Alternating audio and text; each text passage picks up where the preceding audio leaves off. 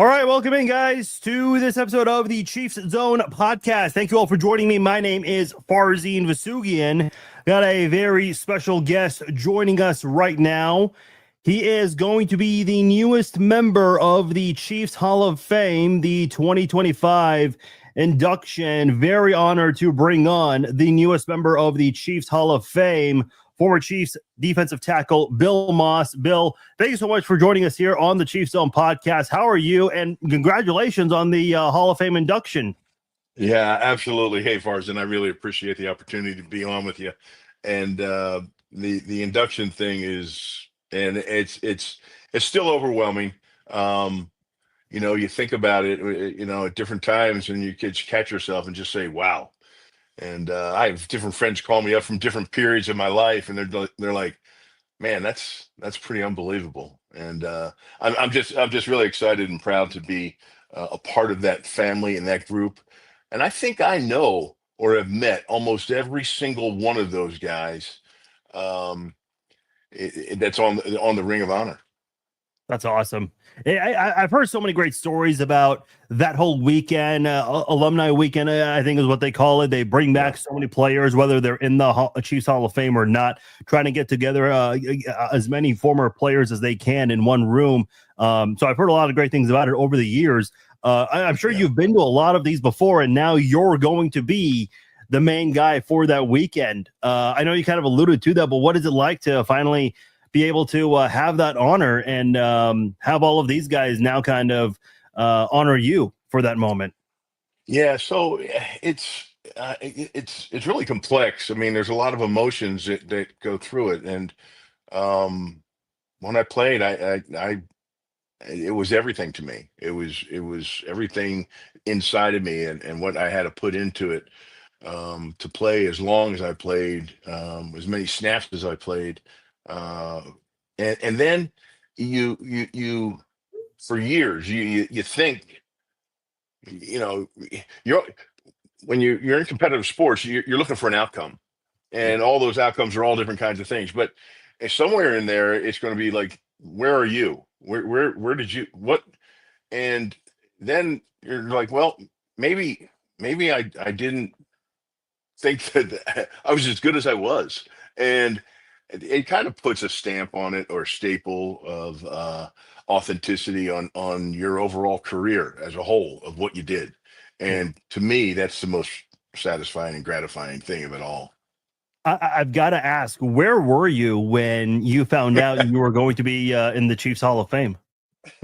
So yeah, in my car. A phone number came up, it popped up, and it was like one plus something, something, something. I'm like, I'll just let that go to voicemail and figure it out, because there's so many things out there. I mean, you look at your phone these days, so much spam and stuff you didn't know. And so there was a voice message on there. So I was at a meeting for some business, and came out, I got in the car, I listened to the voice message. It was Clark Hunt. So I'm driving, and I'm thinking, huh. That's so I called him back, and in the back of my mind, I was thinking, I got this really big piece of property of 500 acres up in North Kansas City. Maybe he's calling. Maybe he's calling about a stadium deal. Uh, when he told me in that voice that only Clark and his father have, that you are the 2025 and inductee to the Chiefs Hall of Fame and Ring of Honor. I mean, man, it was wow. It was heartfelt. I got emotional. I had to pull over, and I told him, I said, "Hey, hang on a second. I'm tearing up," and I said, I got to pull over."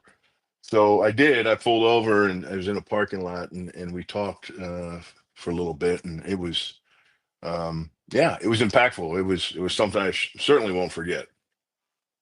Who did you tell first? I didn't. I had, obviously there had to be somebody. I didn't just pick up the phone right away.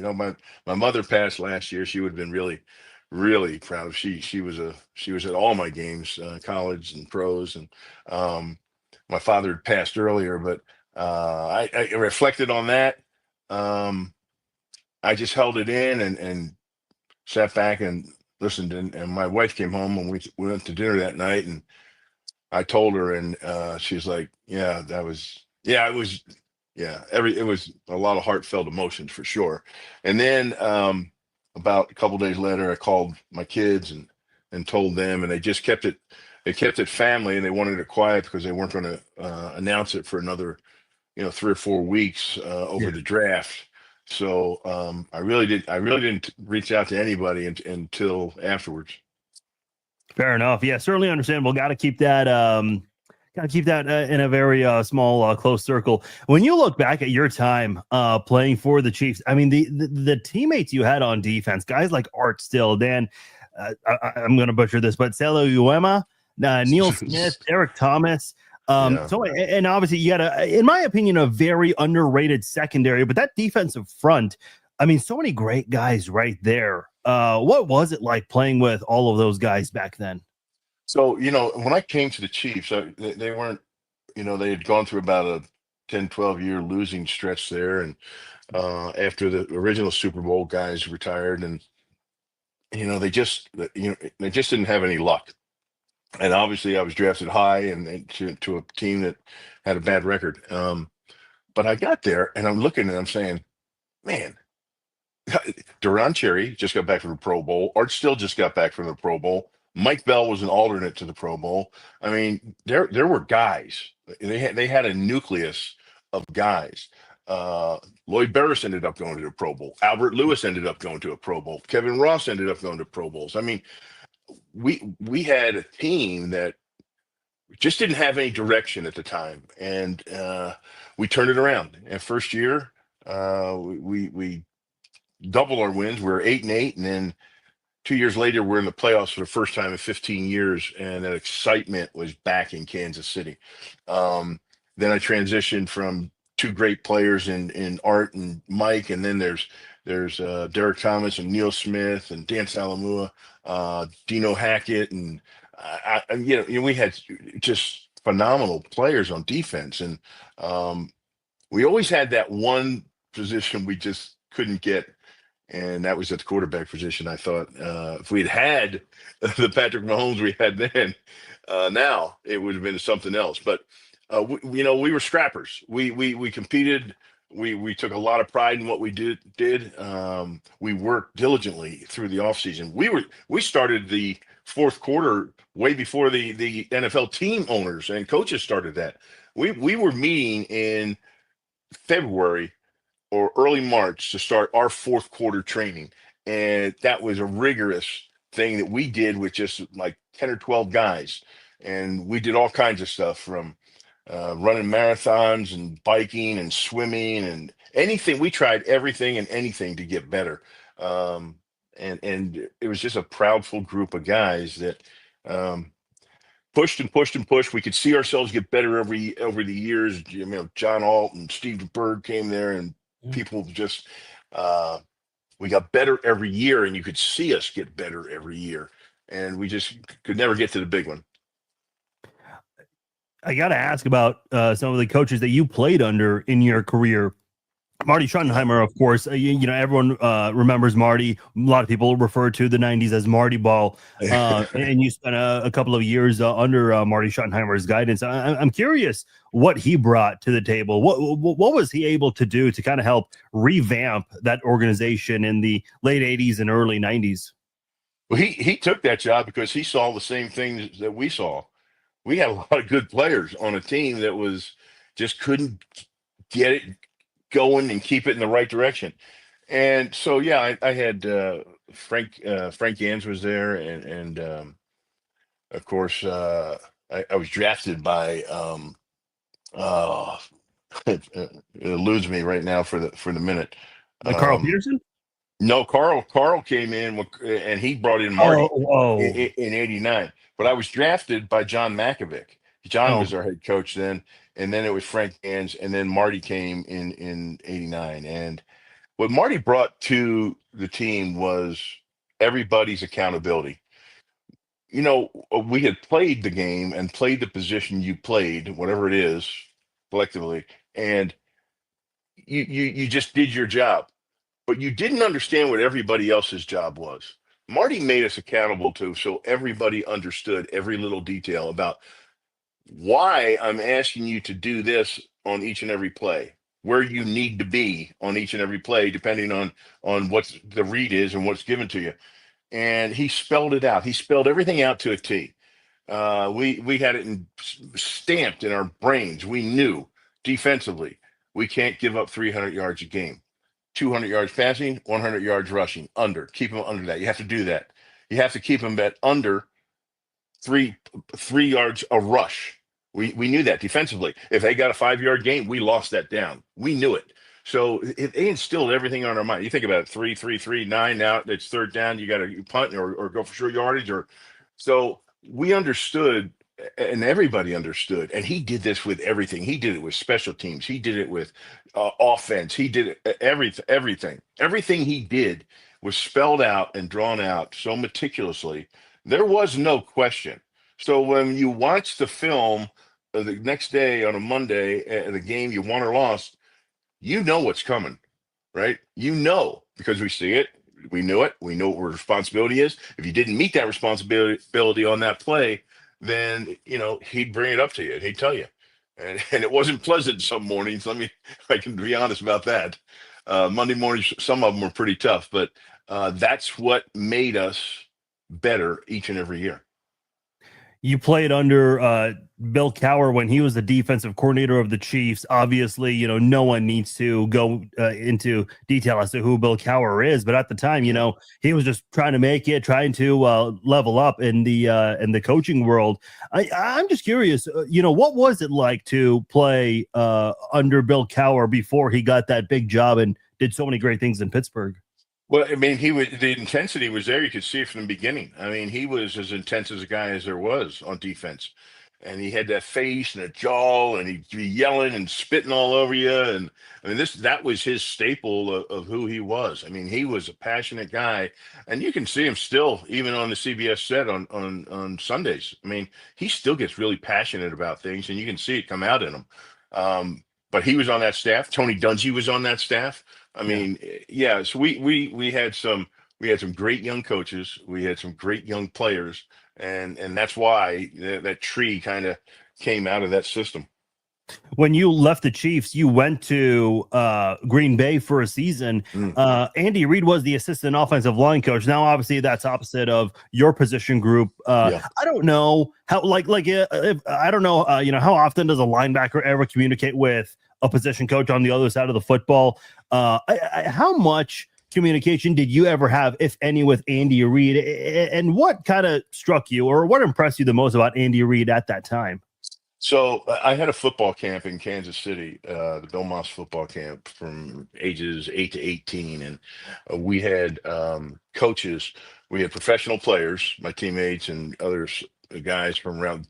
Jim Kelly came in, Howie Long came in, guys came from all over. And then we'd have college coaches come in, and college coaches wanted to come work the camp because they could get a firsthand look at some of the area of talent that's coming. And we had high school coaches. So Andy Reid was an offensive line coach at Missouri, and he worked my camp for 2 years in Kansas City here. So he came up, and so I knew him and got to know him well. And when he was actually part of the reason I went to Green Bay, he had talked to Mike Holmgren, and there's communication. He knew me, I knew them. And it was the one thing I was looking for. It was later in my career, and I had some injuries, and we just couldn't turn the table on a quarterback. And I was like, if I'm going to go someplace and they're giving this free agent money, I'm going to go try to win a Super Bowl someplace. Green Bay was on fire when they just got Brett Favre, and he was tearing it up. Reggie White was going up there, and I was like, I'm going to take this ride. Well, I did. And then the Chiefs signed Montana. And unbeknownst to me at the time, because everything was just flying around then, because it was the first time it was ever free agency. So I went up there, made a run at it, and tore my Achilles. But look, I look at it and say, hey, I got to play for two of the most storied franchises in the NFL, and it's pretty cool. When you see Andy Reid and what he's done here in Kansas City, obviously, I know the cliche question, people always ask this, could you ever have imagined that he would have done this or this big event could have gotten bigger over the years. Obviously, there's no way of knowing that at the time, but considering that you got to know him well before the success he has now, I'm just curious, what is it like to be able to see Andy and all the success he's had over the years, and even now still? He's a teacher, and through my time in football from early on, you know, the really good teachers are just really good coaches. And you can talk about Lombardi, you can talk about Bill Parcells, you can talk about there's a bunch of coaches throughout history that Bill Walsh. I mean, there's a teaching background in there someplace where you have to be able to get your point across, or what a lot of people do that all come from different walks of life, different backgrounds, ethnicities, financial, and to be able to bring them all together is, that's a teaching quality, that's a leadership quality. And the really good teachers I've seen they've just had that ability to, when they coach, they get their point across to a large group of people. And he always had that ability. He does, but when he says something, everybody is all ears. And he's really passionate about to do it as long as you do it, and take away from your family and the times of different things in your lives that football requires. And I think he's enjoying himself now a little bit more later in his career, but it's a grind. It's a grind, and it's special people that dedicate their lives to doing that. And he's that guy. When you consider, fellow defensive tackles that have played here in Kansas City, you look at Chris Jones and what he's doing right now for the team. Yeah. I'm curious what your thoughts are and what he's done so far in his career and what he's still doing, the impact he has on this defense. When I watch him play, I just shake my head. It's amazing sometimes the things he can do so quick. When he doesn't want to be blocked, there's nobody blocking him. He's explosive. He's fast. He's got quick twitch muscles. He uses his body and his leverage for a tall guy too. This is a really tall guy. A lot of tall guys are kind of tough and confined inside there in the middle, but he gets off the ball with so much power and takes it to the offensive line. There's always somebody helping him on a double team block. He's always getting attention from somebody else, and he knows how to use his leverage to do things that is just, I sit there and I shake my head sometimes. It's like, wow, it's just impressive to watch. People don't understand. You can watch, somebody throw a 50-yard bomb, or watch a wide receiver catch a one-handed catch and one toe on the inbound line with a tap. You can, those things jump out and you say, well, I saw that. That's unbelievable. But a lot of people don't see the interior line play of a defensive lineman and what they do, and what he does is something really special. I'm excited for this defensive front this year. 2 years ago, they were second in sacks, just a couple behind Baltimore. Last year, they took a really big step back in that category. They had a lot of pressures, but couldn't get to the quarterback and get them down. Listen, I think they've got the pieces for it. We mentioned Chris Jones. George Karlaftis is getting better and better. I think guys on that depth, like Charles Omenihu, Mike Dana, Mike Pennell, are guys that are very important. I know they got a couple of guys in free agency as well. I'm really excited about the two defensive linemen they got in Ashton Gelati, the third rounder from Louisville. Yeah. He was sixth among edge rushers in quarterback pressures. And then Omar Norman Lott, he had the highest pass rush win rate percentage according to Pro Football Focus. And I feel like adding those two guys to the mix is really going to do wonders, and not just, help the defense overall, but I think also help improve that sack number back to what it was 2 years ago. I'm wondering what your expectations are with this defensive line moving forward. Well, I hope so. I hope so. The teams, it's a lot easier to rush the passer when you have a lead. A substantial lead helps. We didn't always have that last year. It was always kind of a battle back and forth, or coming from behind in tight, close games. And I like the wide receiver core, and I think that's going to help our offense. And if our offense is putting up points, that's really going to help with your defense. There's nothing a defensive lineman likes more than when they know it's a one-dimensional game. Like I'm not worried about the run. I got to get to the quarterback. It's just one thing I got to do is you can put a little bit more weight on your fingertips, get your butt up a little bit higher in the air like a sprinter, and really just tee off time after time after time. And when you get that going, you're going to have more success. You're going to get to the quarterback more. So I think that's a big thing.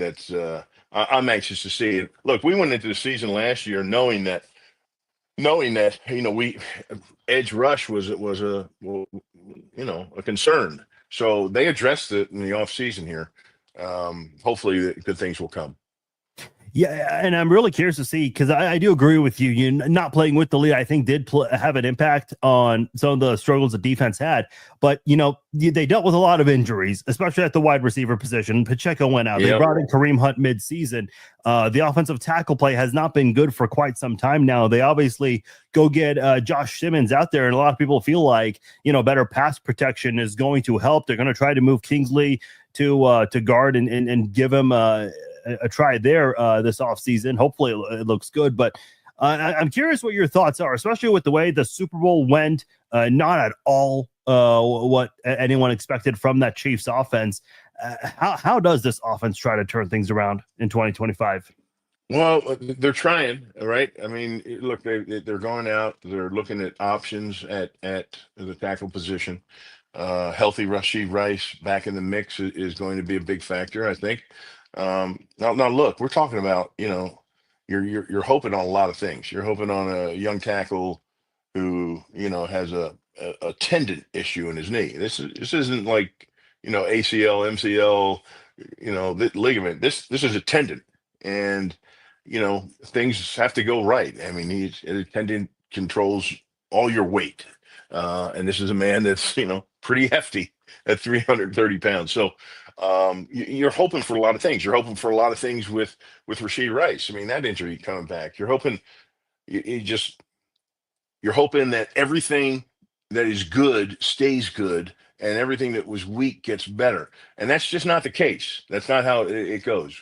Year in and year out. I mean, every team's like a snowflake. It's just original. It's going to be there's something going to be different, and it's got to find its own identity, and you hope for the best, but you kind of try to prepare for the worst. And I think you can see by the moves that the Chiefs are doing, they're kind of stacking up on the areas that are of concern, saying like, hey, we're gonna put a few guys here, we're gonna put a few guys here, and see what we come out with at the end.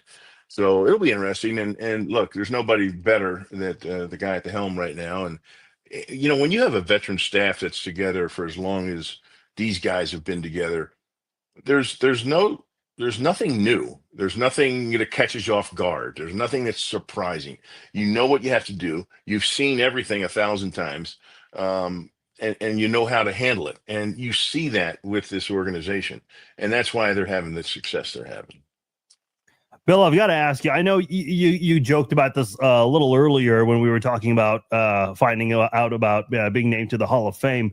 Obviously, there's been a lot of talk the last 13, 14, 15 months about the future of the Chiefs. As someone who's spent a majority of his career in Kansas City and is still very well connected, of course, going into the Hall of Fame this year, I'm curious what your thoughts are about the Chiefs and their future stadium. All this talk about, will they get a dome? Should they get a dome? Keep it outdoor, keep it in Missouri, keep it in Kansas. As someone who's played for the team, I'm curious what your thoughts are about the future of the Chiefs and what could happen to Arrowhead. Yeah, I'm a traditionalist kind of guy. I mean, I love the old stadiums and all those. Arrowhead is one of the oldest. It's still, I mean, it's in great condition. If they could find a way to make that their complex, and the baseball stadium goes away, and they put their offices, their training facilities there, their summer camp is there, hotels along that wall, the hill that goes up to I-70, along with some retail and restaurants and stuff. That could, and then factor in a way to have a roof that rolls back and forth in case you get, so you can have a February game or a January game where it's minus 30 and people aren't getting frostbite at the stadium. I think that makes sense. I would hate to see them go any place else. Just me personally, I understand business is business, and the way this business is going right now, it's like, man, is it ever going to stop? I mean, going all the way down to high school now with football, with paying kids retainers just to keep them locked up. It's amazing to see. I get it, but I would just like to see him stay in Kansas City, right here at Arrowhead, and try to reshape that and reconfigure that place into a world-class arena. By the way, before we wrap up, do you know when the alumni game, when your official Hall of Fame induction, getting to be the drummer? Yeah. Do you know when that is, or are you allowed to say right now? Yeah, it's the October 27th, Monday night against the Commanders. Okay. Yeah, I think they always try to do a Monday night or a Sunday night game. So, okay, yeah. That is good to know. That is going to be alumni weekend. Bill, before you go, I know you're still, like I said, very well connected with the organization, with the community. A couple of things you're involved in. I do want to start with the Chiefs Ambassadors Program. I know they had a gala event last week. Talk about that for a moment, if you will, please. Yeah, the Kansas City Chiefs ambassadors are all former players. There's like 50 of us, and it's amazing because they all live here in Kansas City, and none of them are from Kansas City.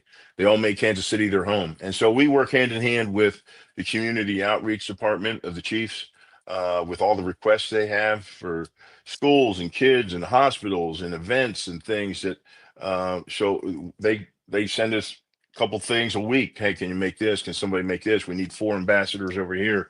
We need 6 guys over here. And we show up. I mean, it's a bunch of guys, I mean, that played here and made it their home. And we take it, personal that we stay a part of the community. And you're also involved with Big Brothers Big Sisters. Talk about that for a moment. Well, that's one of our partners, Big Brothers Big Sisters, and PAL, the Police Athletic League. They're two of our partners at the ambassadors. That's what we raise our funds for.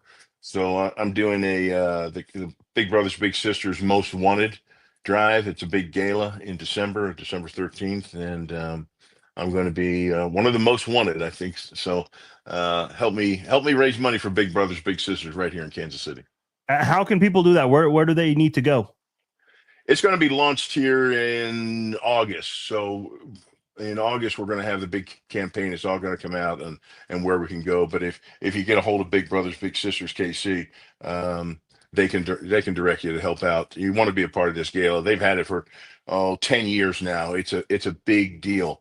And Big Brothers Big Sisters has a waiting list of kids that need bigs or big couples. So we're trying to drive that home, and it just helps. It just helps the youth of Kansas City, and gives them a chance. The potential they have that they don't know they have.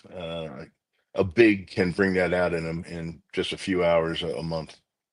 Great stuff, Bill Maas, new Chiefs Hall of Famer. Hey, that sounds great to say. Obviously, I'm sure. Congratulations on being named to the Hall of Fame. Looking forward to that induction officially in October. Thank you so much for your time, Bill. I do appreciate you coming on the podcast. Absolutely. Anytime. I appreciate it. Thank you, Bill. That is the newest member of the Chiefs Hall of Fame, Bill Maas. It'll be official Monday Night Football against the Commanders. Going to be a lot of fun. So great stuff there, and big thanks to Bill Maas. That'll do it for this episode of the Chiefs Zone podcast. So once again, big thank you to Bill Maas, newest member of the Chiefs Hall of Fame, joining us here on the Chiefs Zone podcast. I am Farzin Vasugian. Appreciate all of you guys for watching live on Facebook and YouTube, Instagram, wherever it is you watch live, or if you listen and watch the archive version, appreciate those as well. We will be back later this week. Make sure you're subscribed, you're following us, and you'll find out, you'll be notified when we go live again. Once again, I'm Farzin Vasugian. Thank you for watching and listening. I'll talk to y'all later.